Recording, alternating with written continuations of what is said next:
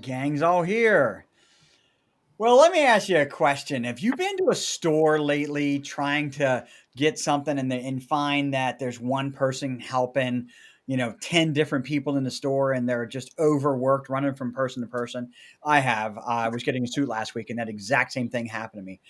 Have you tried hiring new staff and there's not a lot of candidates out there and the ones that you're finding are either underqualified or way too expensive? Heck, have you been to a Starbucks or a Chipotle only to find that they're closed because they just don't have staff? We see the signs all over the place for different restaurants, different businesses. They just don't. There's just no people around. So if you experience any of these, you've experienced what everybody is calling the Great Resignation of 2021. You might be asking, what is that? Well, depending on who you ask and what outlet you read and listen to, between 4.3 and 11 million people literally quit their jobs and decided not to work this year for whatever reason. And we've got a whole lot of ideas on what reasons there are, but the thing about it is you can't do anything about anyone else's business. But you can, however, do something about yours. And that's what we're going to do. Give you some tips today on how you cannot be affected by TGR 21, as I'm calling it, TGR 21. But real quick, you're joining us here on the Reboot, and I'm Jim Gast, and me and the Reboot crew are here to help you each week evaluate important business decisions in the areas of business, operations, human resources, marketing, technology, cybersecurity, so on and so forth. We're all business owners, and we have a lot of experience in these areas ourselves. In addition to that, we deal with businesses all day long that we talk to and need assistance. So, joining me today are Brian Bracci, BNL Solutions on Long Island in New York. Nope, I did it wrong. David Luft with LDD Consulting out of Albuquerque, New Mexico, the green chili capital of the world. Whoa.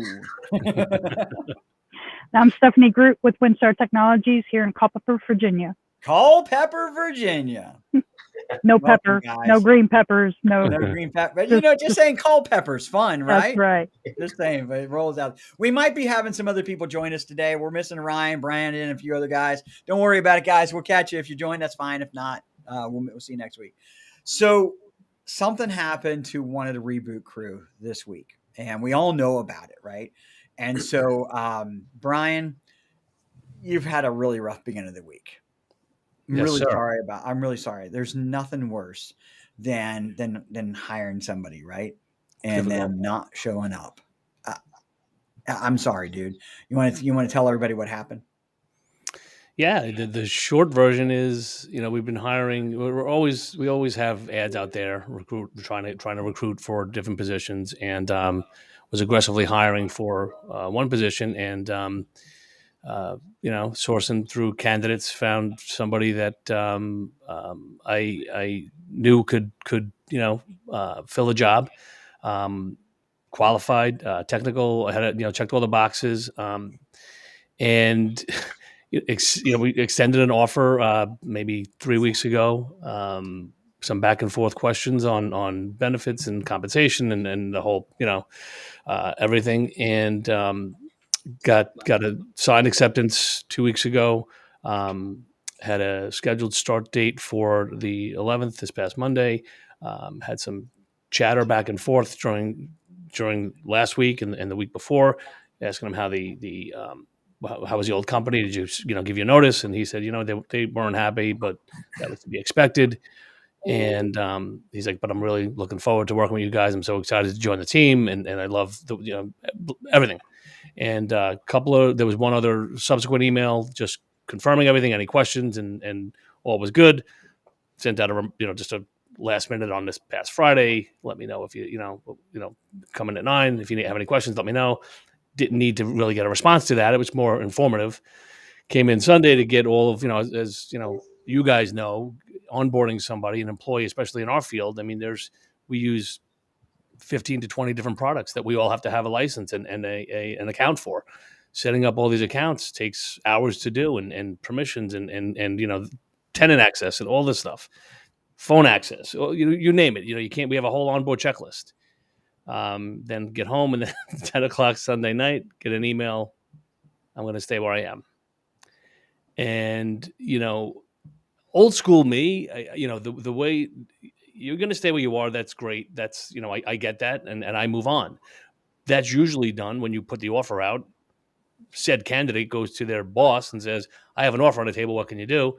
All right, I'll match it. I'll do this. I'll do that. Then tell me I'm staying. That's how I always known it to work. Not accept a job and then less than 12 hours before say I'm not coming. That's, and that was a bummer. Well, you know what? In 2020 and 2021, we also expected the shelves to have toilet paper too, right? True. That's the next show. Yeah, right. Actually, that was the last show, wasn't it, man? Buying a bidet on the budget. Yeah, right. You know what? Everything's in the crapper these days. Oh, that was another really bad pun on that one. Yeah, and so let's kind of reboot on that for a second, right? I think that I think you hit everything right, man. One of the things I'd like to focus on in today's show is making sure that businesses are doing what they need to get that talent in there and keep that talent in their businesses, right? So they don't want to leave. But you're right. I mean, it usually happens right away. And so, people have got to do what they've got to do. Totally get that. Yeah, absolutely. And you're right. In the past, it's been much quicker. Yeah, I'm gonna stay with who I'm with. I put an offer out there, and I fully expect that person that's gonna take that offer, they're gonna accept my offer, they're gonna put in a resignation, and I know what's gonna happen next. They either care you're leaving, or they don't care that you're leaving, right? Yeah. And sadly, what happens most of the time right now, they care that you're leaving because they've got to do the same thing that you're going through, and nobody wants to go through that, right? Nobody wants to hire right now. It's hard, right? I don't you guys think hiring staff is even harder than finding new customers? It has been this whole year. Oh yeah. Mr. Luff, you've got plenty of stories on that one, right? I mean, I've just been trying the whole time. Yeah. What kind of effort have you put forth? I mean, if you're looking for entry level, it's pretty straightforward. But as you get up the ladder, it gets a lot more difficult. Yeah. Is the talent that's out there that you're all seeing, is it rather expensive compared to a few years back? I was talking to some people the other day, and they said that people on average are asking 30% more. And that's just what it is. So you better bump. Yeah, and I see some of the ads that are out there. I'm looking at them and looking at the compensation packages and seeing where we were 3 years ago. And it's at whatever level you're looking at or whatever position you're looking at, we know the value of that, right? And it's to see where it's at now, and you're forced to either don't put your salary info out there or match and beat it. I mean, there's nothing else you can do. I think you need to do a gut check as well too. Are you able to perform at that level? Like, don't just ask for 30% more if you're just not that top player. I'm sorry, like it's a give and take, Yeah. So it's from an employee's perspective, you're saying, right? Yeah. I think we all have tools that we use to weed out the people that just can't perform. We want to talk about some of those tools we use. Sure. I mean, we use a hiring assessment that has basically an intelligence test, a personality test, and a typing test, and a little bit of tech work. And it's proven very accurate. We've been using it for 3 years, and what I see is the results of that test are very accurate. And not that assessments can't be wrong on occasion, but it really does, for us, tend to identify, are they going to be super technical or super personable? Yeah. And what have you turned away candidates because of their results? Have you not followed up? Yes. Yeah.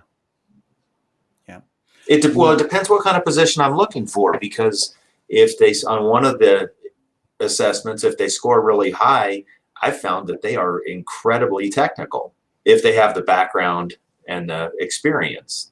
Yeah. But if they score low, they tend to be great customer service. Not that the other ones aren't, but their customer service skills go up, but their troubleshooting ability is not typically as good. Yeah. I mean, specific to my incident, this wouldn't have helped in that, in this case. But Dave, I think we should talk about, or just mention what you use, and it's the same thing I use, but Yeah. talk about it. We're trying to help people, right? So Yeah. Let's put it. I'm going to put it in the yeah. chat. What are you guys using? Hire Select. Hi, is that 2 words? Criteria Corp Hire Select. Criteria. I'm typing, guys. Yep. Yeah, tell us a little bit about it. Go ahead, Brian. Well, I'm fairly new to it. I just this year, and we put it on the applications that you must complete these assessments, or we're not even going to look at the resume. So the way that I look at resumes now is when I get an email from Criteria Corp about results from the test, I'll look at the results, then I'll look at the resumes. I don't have to be bothered by scrolling through the ZipRecruiter and Indeed responses, because obviously they don't care enough to take the 15, 20 minutes it takes to do this. Then I don't have an interest. So in that regard, it helps. We have, what is it, an EPP test, Dave, it's called? Mm-hmm. Personality. Employee personality. Yep. And then the CCAT, right? That's kind of the small technical one, which is pretty easy. But the other one, CCAT? CCAT? Yes. But they have a whole series of assessments that you can take.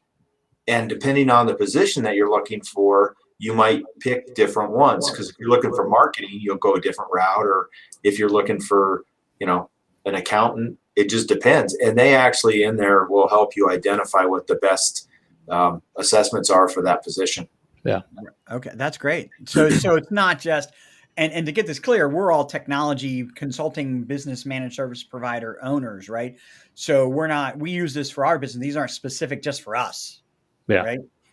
Yeah. And it'll tell you on there, this person scored low here. They're not going to be a good lawyer. Oh, okay. That's okay with me. But personality wise, what I've learned is that depending on where they end up on there, it tells you based on their results. Ask these questions on your next interview to kind of gauge why this scored here and see what kind of responses you get. It gives you that layer of support that you don't natively have. Yeah. Stephanie, do you and Mr. Groot use anything? We started using that program. We're kind of new to this hiring and stuff. We just started hiring this year, and they turned us on to that. And I will say that the results and the people we got helped us shape those. And unfortunately with Indeed and ZipRecruiter, you're flooded with so many resumes that you just outsource. If you could outsource hiring or some way, that's just something I just don't care. It's quite a job to do that. I'd like to take a time out for a second. Okay. I'd like to take a time out because Stephanie said something that I just want to explore a little bit. Stephanie, you guys said you're new to the hiring thing, and we know this. We already know this, right? And so for the audience, this is going to be a really interesting thing. You said you're new to hiring. You haven't hired. It's always been family pretty much. Well, so from a newbie's perspective, do you kind of think this just probably is just rough to hire? I mean, you're new at it, right? You don't have anything to compare it to. Yeah, it is very rough, and it's when you don't have experience and you lean on your friends and like accountability groups, peer groups, or whatever to coach you through those situations. And that's the value of our group and stuff, is that you guys have helped coach us through.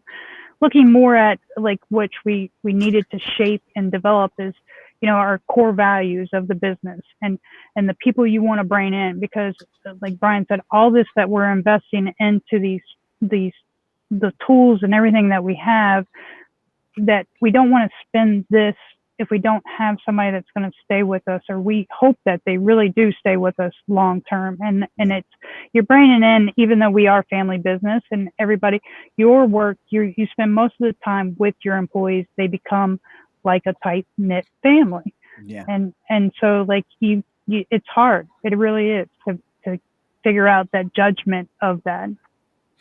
Yeah, it's rough. Now I'm going to tell you all right now, and you're probably all going to beat me up tomorrow during our peer group meeting. By the way, the Reboot Crew, we're all in a peer group together. That's why I decided to start this, because we have a lot of insight to help people. We're helping each other a lot. And so you guys are going to beat me up tomorrow. Don't beat me up on the show today. I don't use a process. I don't use a hiring tool. I don't use a candidate tool. I use ZipRecruiter. Yeah, but you're self-employed, right? No, I've got a team of I 11 know. people, you know? That's right. It's just me, my car, and my computer. No, just kidding. Team of 11 people. And honestly, I never put any one of I never them. did either, Jim. I didn't either. I didn't. And you know what? I use ZipRecruiter. It's really good about screening out. So it does a great job for me. This isn't a plug for them, but I use them. You know, there's a whole bunch of them out there. But I am old school. I want to talk to that person and I want to know what kind of person they are and how well they fake it. Okay. Why do I say fake it? Customer service is everything, right?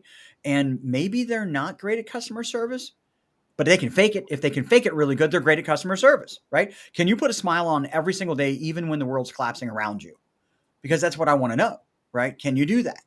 And as far as technical goes, man, if they're any good, I'm gonna see that on their resume. I'm gonna talk to their old boss. I will talk to somebody that's an old boss on an old job if I can. But we just give them a couple questions. I want to see how they problem solve. So for me, it's old school. It's not screening. Now there's a few willingness tests in there. Are they willing to come in for a day and kind of see how we do things? And I do follow the old team. You need to evaluate this person. And is this person going to fit our culture? Right. Are you going to enjoy working with them? Or, and then it's quick, it's slow to hire, quick to fire. Right. Are Yeah. you going to make it past the first 90 days? I want you to understand if there's anything going on in the first 90 days, we have a concern, you're put on a quick, PIP, performance improvement. And then if you don't make it out of that performance improvement in 90 days, bam, everybody's got faults. Even I have. The nice thing with these ZipRecruiter and Indeed, well, I know ZipRecruiter specifically, especially with this, we're talking about this Great Resignation, right? Yeah. So what you can do is search the ZipRecruiter database for people that are working right now. They're working. Yep.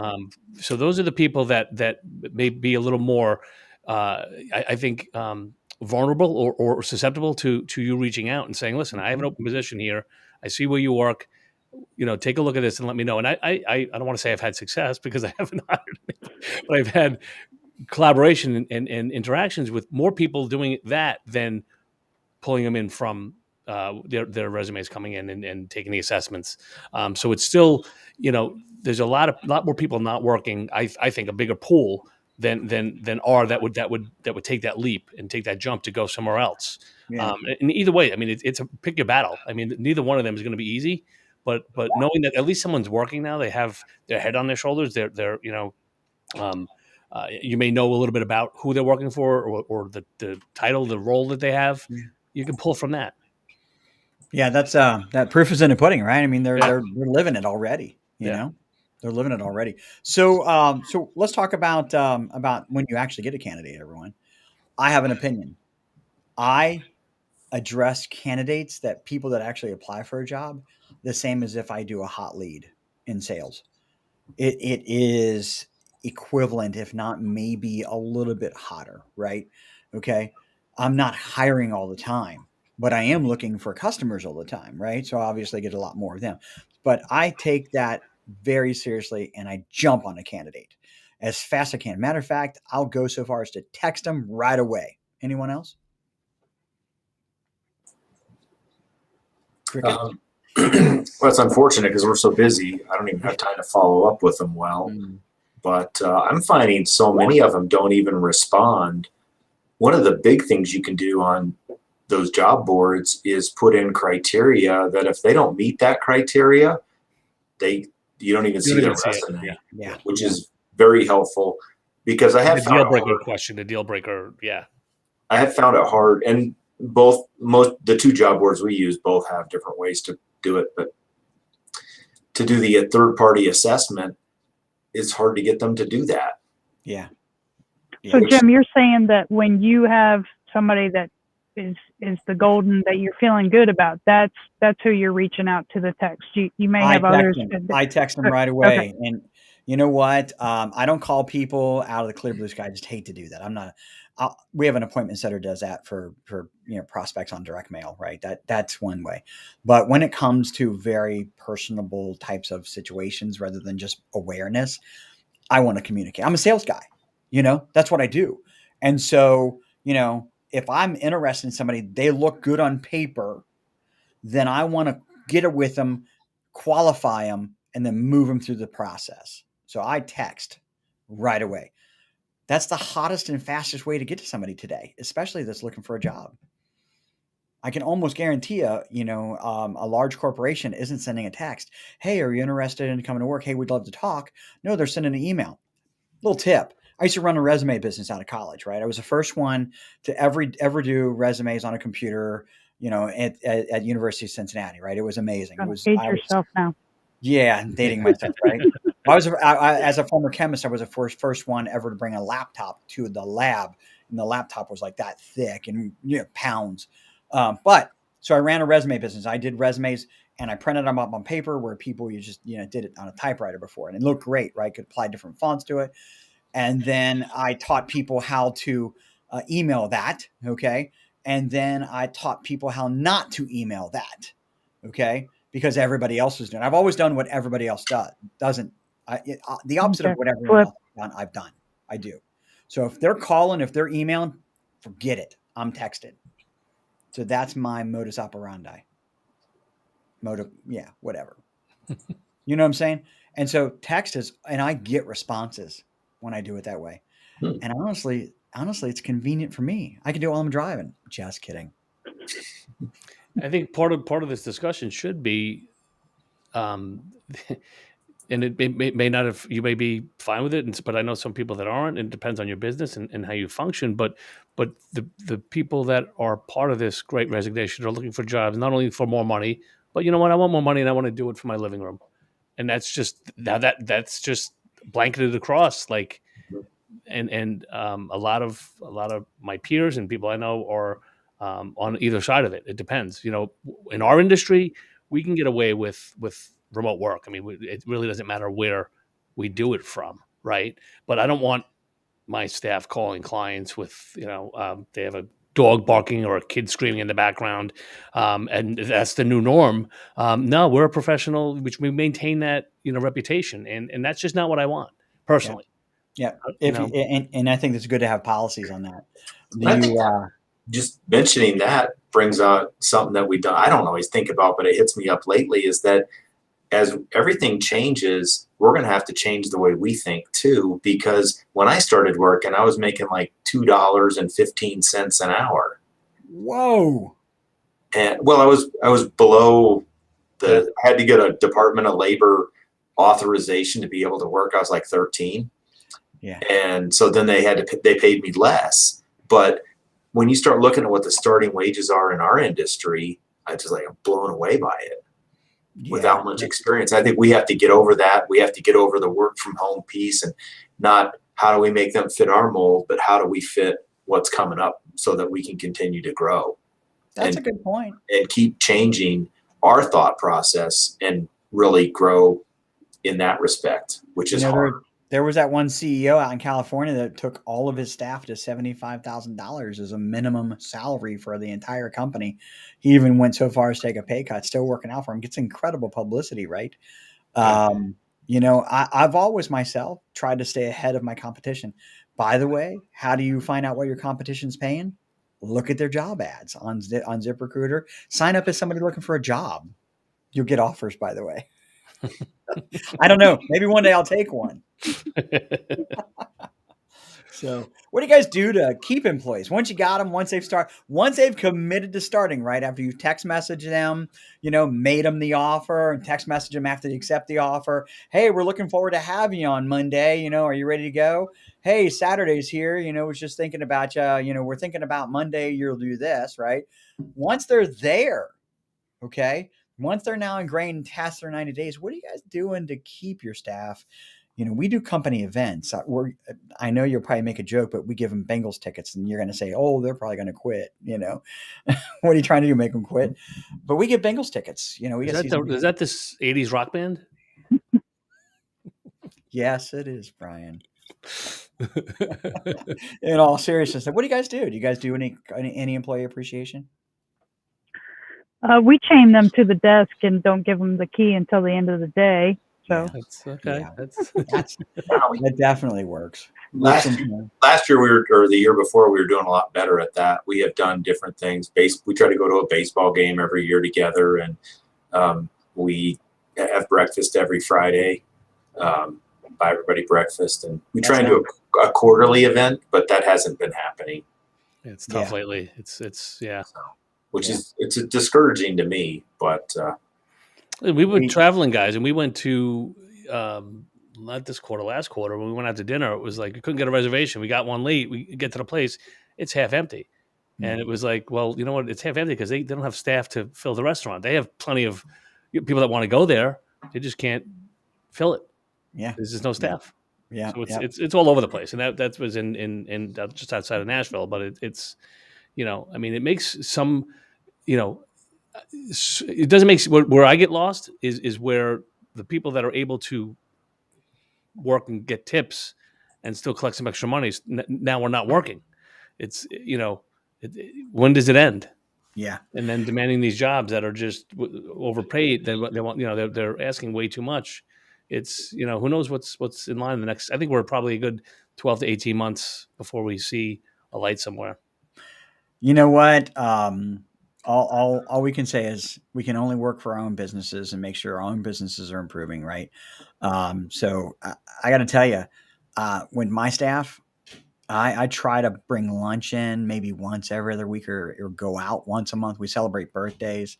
We actually try to go. Talked about the quarterly thing, David. Top Golf. The crew loves Top Golf.